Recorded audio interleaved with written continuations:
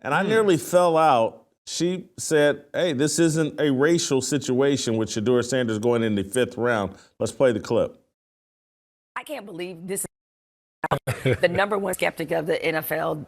I'm somebody who many times Atlantic and in shows like this have talked about how this league has a lot of racist underpinnings. They, as you mentioned, they have a terrible track record. So I'm the last person to throw down the cape over the puddle for the NFL. But in this case, it wasn't about race. I think it had everything to do with the fact that they did not value Shedeur Sanders as a talent, as that kind of surefire. He's a lock as a first round or top 5 kind of guy. And again, in that draft process, that's an evaluation of who you are, your character, your football character, all those things. So if it's true, the reports that he was purposely tanking some interviews because he didn't want to go to those teams, showing up and doing other things with other teams, those kind of messages get out across the league, and they're going to reflect poorly on him. And so you can't, if they already think you're kind of a borderline talent, and then you add the extra stuff to it, it is going to greatly influence your draft stock. And no, we can't compare it to Colin Kaepernick. This is a man who lost his career when he already had been to a Super Bowl and done a lot as a quarterback. And then he had his career taken from him because of he made the mistake of actually standing up for black people. Okay.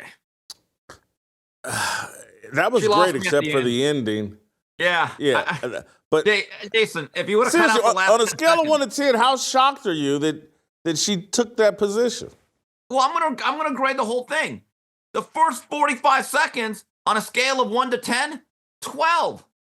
12. I mean, yeah, she'll be given a 30-day ban from the cookout. She'll be called a lot of mean things on Twitter that rhyme with Boone and yell out. You know the way it goes. You've been on the end of that.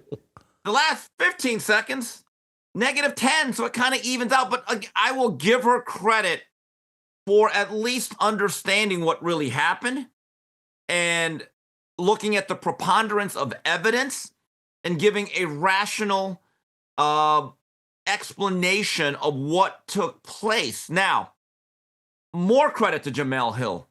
She's handling this better than Rich Eisen. Jason, I like Rich. I have so much respect for what he's done. But this whole week, and I've sent you some of the clips and the interviews, he's bringing on one person after another about that situation, the slide of Shedeur. And these guys all give the same explanation, the same stories. They all have great sources. And then invariably, in the middle of the interview, Jason, Eisen goes, I just don't get it. I just don't get what happened.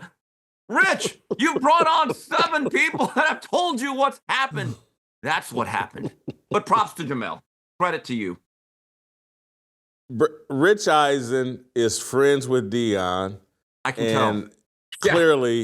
Clearly, but again, there's levels to friendship. And so clearly they're not really friends. Because if they were really friends, he'd tell Deion the truth, and he'd say, Deion, you helped screw up this draft process. You were too involved. That's what real friends do. Rich Eisen's not doing that. And I like Rich Eisen as well. But if I'm in some friendship where I can't tell a friend the truth, we're not really friends. But Jason, keep this in mind. White guilt is a hell of a drug. It's a hell of a drug. And also, you're right. He's not just carrying water for the Sanders family. He's literally carrying Niagara Falls. Rich, this is what happened. Okay, Shedeur is still one of the 257 players that got drafted. It's an incredible honor. And come probably within a week or two, he'll be at training camp or mini camp, the OTAs, the rookie camps for the Browns. He could begin the process of at least winning a roster spot. It's not the end of the world. Hey, you transitioned me here. Let me play you the clip. I think, don't we have video of Shedeur working out? Yeah, it's VO number 10. Let's play VO number 10. Shedeur has clearly leaked this out to try to rehabilitate his image. He's running hills somewhere in Cleveland. This somehow magically appears all over social media yesterday. You impressed with this? Has Shedeur turned over a new leaf? See now a great teammate? This is symbolism. I could just hear the NFL Films music and John Facenda, the voice of God, in my head now. The symbolism that this young oppressed man with an uphill climb to make his dream come true after such a poor background and a tough childhood. I could just see it. But Jason, I'm going to go back to one of my favorite phrases. He's doing what he's supposed to. Oh my God, a football player that just got drafted is working out. Okay, how is this different than any other guy employed by the National Football League right now? Well, everybody else is working out in some real location with with a professional trainer. Oh, Walter Payton That's did this. not quite Derrick Henry. Walter Payton did this. Come on, running up the hills. The I got it. In 1976, we're now in 2025. He'd be doing what Derrick Henry does. It worked out for sweetness. Okay, how did it work out for sweetness? Oh, by the way, I heard that place is now a golf course.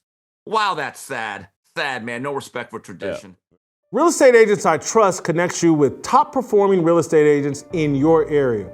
These aren't just any professionals. They're carefully vetted to ensure they're leaders in their field. They're experts who know the ins and outs of best practices, thrive in the wild housing market. Beyond their skills, they share our core values that me and you both believe in.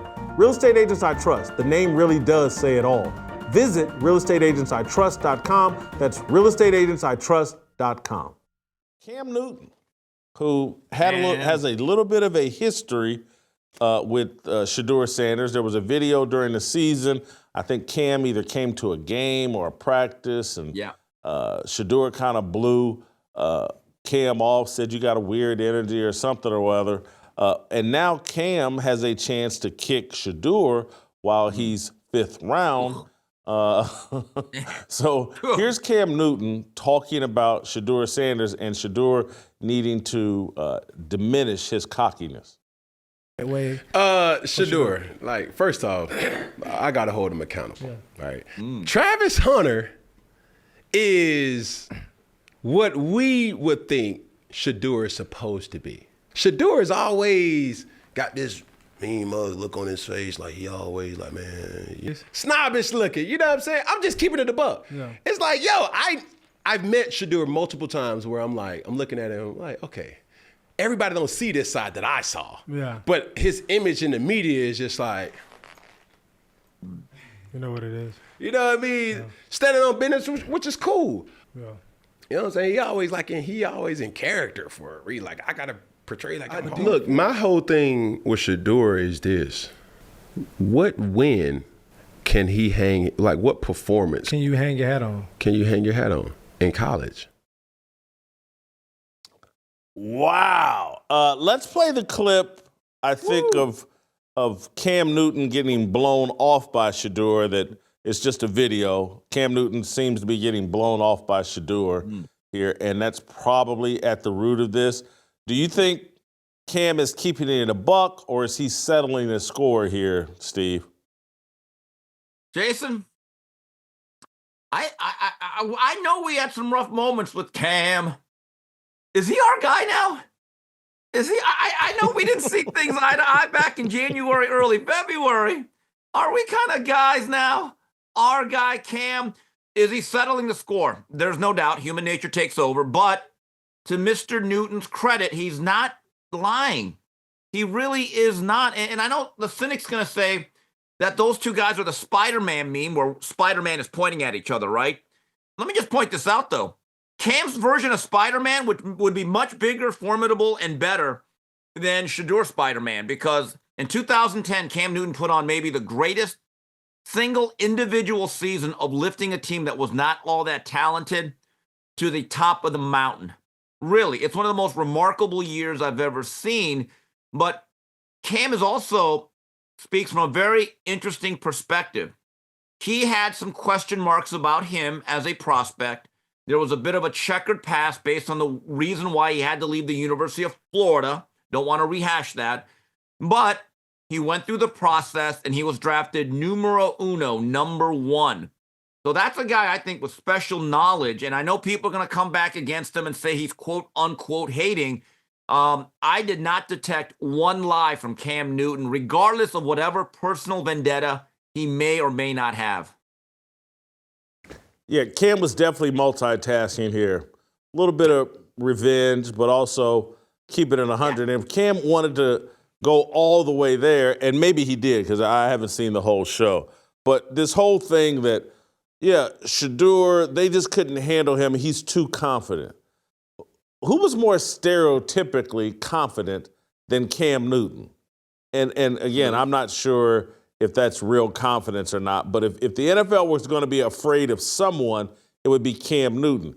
He would have been considered cocky coming into the NFL. He was someone that, carried Auburn to the national championship and was the best player in college football while being vilified by people in the media. He came and talked about wanting to be an icon, and later in his career, after 5 or 6 years, he transitioned into this fashionista, crazy person that we see now. Yeah, the Mad Hatter or whatever. Don't miss a second of Fearless. Hit that like button and subscribe to keep up with our latest content.